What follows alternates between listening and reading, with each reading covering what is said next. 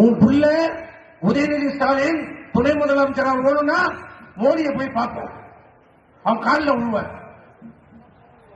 இங்கே governor tea பாட்டில் போய் கலந்துப்பார்.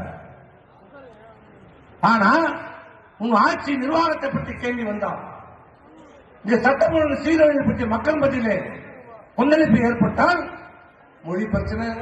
அப்ப கவர்னர் நல்லா இருப்பாரு, இப்ப கவர்னர் கேள்விப்பாரு. இந்த கவர்னர் இவங்க நடிக்கிறாங்க, ரெண்டு பேரும் நடிக்கிறாங்க. ரெண்டு பேரும்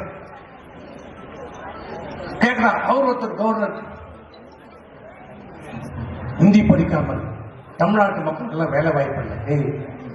பீகார்ல இருந்து தானே இங்க எல்லாம் கட்டட வேலைக்கு டீ குடிக்க டீ விற்கிறதுக்கும் பஜ்ஜி போடுறதுக்கும் சொச்சு போடுறதுக்கும் வந்துருக்கிறாங்க.